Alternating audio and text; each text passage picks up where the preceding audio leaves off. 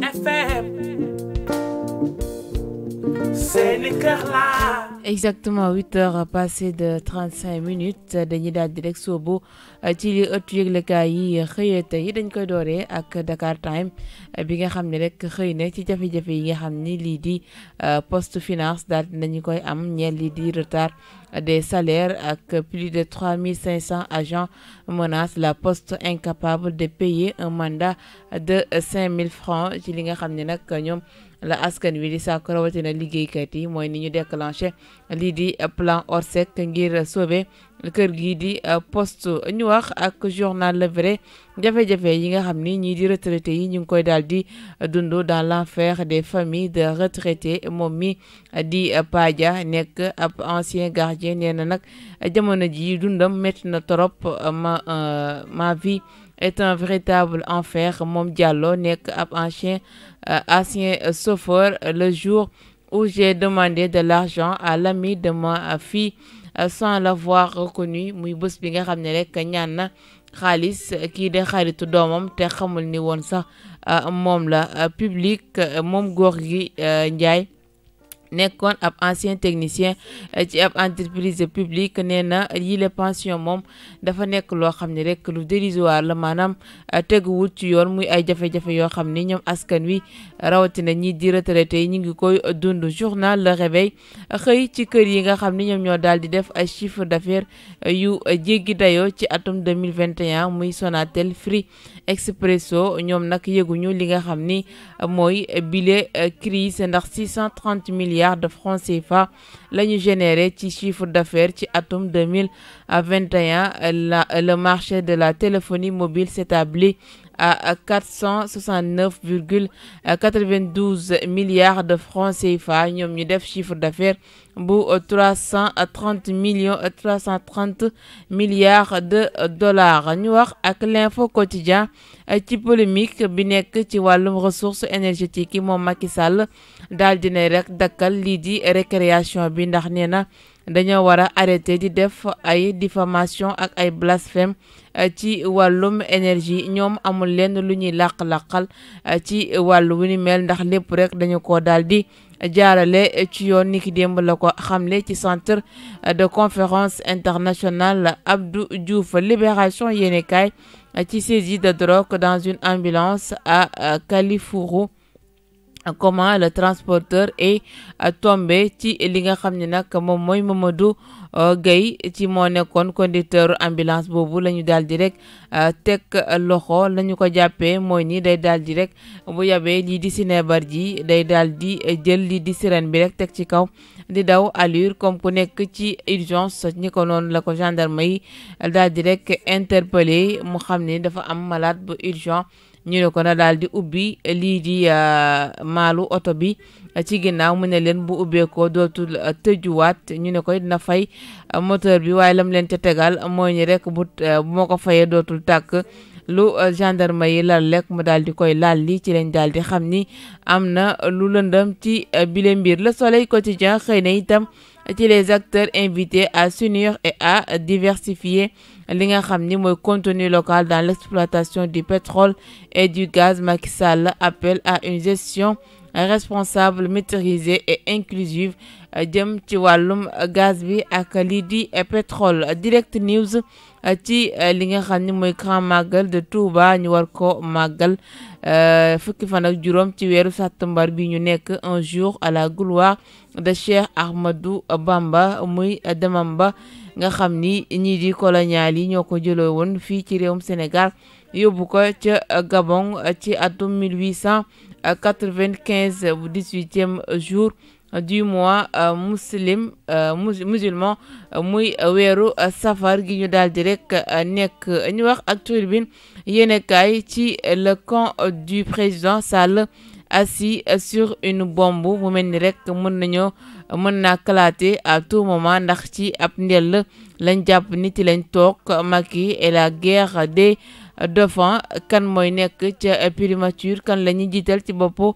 assemblée nationale waaye itam kan rek moo nara nekk ki gën a fës ci boobule mouvance présidentielle mu nekk ab guerre boo xam ne mi ngi ci biir APR moom Cheikh Abdou Mbacké Bara Dolly sur la présidence de la 14e législature ci li nga xam ne mooy assemblée nationale nee na nag bile fal du ab revue de presse ba kenn ku nekk rek war a mën a joxe sa xalaat ñu wax ak L'As Quotidien tout est clair jëm ci wàllum exploitation des ressources pétrolières et gazières moom njiitu réew mi Macky tranche le débat autour de la gouvernance du pétrole nee na amul lenn rek lu ñuy làq. On doit arrêter ce débat malsain sur la gouvernance des ressources naturelles. Abdoulaye Diouf Sarr ci critique yéenekaay lañu mal sacrifié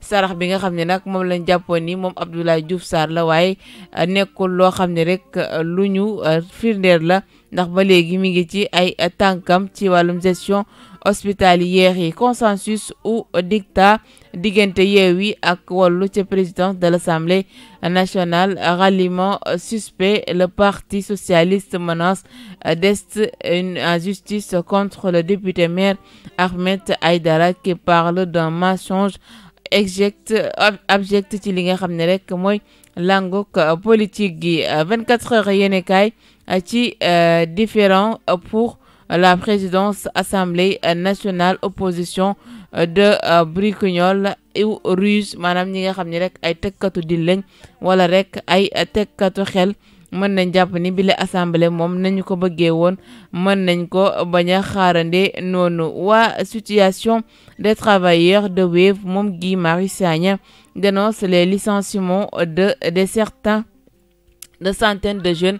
lu toll ci ay téeméeri ndaw la kër gi di Wave rek daal di licencié moom Guy Marius Sagna di ko daal di rek naqarlu bu baax a baax. ñu wax ak bés bi le jour ca Kédougou, mort en couche de Mami Dora et son bébé césarienne, polémique ñi nga xam ne nag ki nga di médecin chef bi précise et menace mi ngi indi ay leer waaye tam mi ngi dànkaafu ci ñi nga xam ni ñoo yëkkati googule mbir def ko seen yëfi bopp. waa SUTSAS décrète l'arrêt des opérations lii di SAMES, une grève générale la ñu daal di décréter niki tey ci Sénégal gi yëpp. Alerte quotidien ci Ahmed Aïdara la xëy ba tey. Le PS étale sa colère et annonce une plainte contre lui ci li nga xam ne rek def na ko à propos des propos attribués à Ahmed Aïdara concernant un éventuel soutien des élus socialistes en sa faveur. ñu wax ak li nga xam ne rek moom mooy lii quotidien ba tey ci après Linguère, Louga, Tivaouane et Kédougou, les patients victimes de la paranoïa des usagers yi nga xam ni ñoom ñooy daal di nekk ci hôpital yi di fa faj. Docteur Faye a fait une technique obstétricale connue lii nga xam ne rek mooy l'embryotomie du personnel arrêté. Lasgo dénonce et menace les organes de presse yi nga xam ne ñooy relater yenn ci ay information te duñ ci am lenn lu leen leer ndax kii di docteur Faye moom ba ma dalee def lii di césarienne ba léegi mi ngi ci doog a am cas bu mel nii. ñu wax ak Rewmi Quotidien ci pourquoi Barthélémy Diaz est dangereux et incontournable pour l'opposition il s'impose comme député maire. Il compte ne rien lâcher à Sonko, son principal rival. Il va s'imposer comme candidat à la présidentielle de 2024. loolu yëpp nekk ay mbir yoo xam ni mën nañ jàpp ni kii di Barthélémy Diaz mën na nekk ab danger ci langue politique gi rawatina ci kujje gi. ñu wax ak l'exclusive yéenekaay. Détournement de collecte de fonds et abus de confiance, le quartier de Yewwi visé par une plainte. ci jàpp nañu dañoo def ab détournement de collecte de fonds ak abus de confiance. 8e cabinet d'instruction hérite du dossier 500 millions traqué ci li nga xam ne rek mooy koppar gi ñu yor. Sonko, Khalifa Sall et compagnie donnent les justificatifs que la partie civile taxe de nébuleuse ci koppar goo nga xam ne moo tukkee ci googule collecte. ñu wax ak source A, ce qui fait courir nos députés li nga xam ne nag mooy privilège yi ñu am te diwaanu assemblée nationale, des millions de francs CFA, argent liquide donné chaque mois, waaye itam salaire de 2 millions pour chaque membre du bureau, 1,6 million pour les vice-présidents de groupe parlementaire. Loolu yëpp nekk ay koppar yoo xam ni ñoom député yi loolu moo tax rek ñuy daw ci ginnaaw assemblée nationale. À l'origine du refus inébranlable d'Ahmed Aïdara de retirer sa candidature à la présidentielle ngeen baal ma de l'Assemblée nationale, 4 jurisprudences ñoo daal di rek taxaw fas yéene dakkal googule gannaaw ba mu lànkee ni du retirer di candidature am ca Assemblée nationale. L'Observateur yéenekaay xëy ci famille et adversité politique dans l'intime des sans-voix yi nga xam ne ñoom kenn yorul seen bakkan wala boog kenn yorul seen nopp kàddu. Les rivalités l'évaluation plutôt de Jean-Paul Diaz sur l'impact de la politique dans ses relations avec son fils, maanaam doom ak papa. Rivalité yi nga xam ni ñi ngi ci seen biir moo dem ba tey ci famille kii di Cissé Lo ak Junior Lo di doomu Moustapha Cissé Lo. Mame Mbaye Niang ak Imam Mbaye Niang, la sensibilité de l'opposition père-fils. Loolu yëpp nekk ay obstacles yoo xam ni mën na tax yenn ci ay famille daal di disloqué wu. ñu wax ak diligence de la plainte de son ex-époux Nabou Dash relâché après un examen psychiatrique gannaaw ba ñu ko yóbbee ca hôpital Fann ngir xool ndax dafa tàqalikoo ak sagom. dañu ko daal di rek bàyyiwaat mu ñibbi këram. Teral Quotidien ci recrudescence des coupures d'électricité.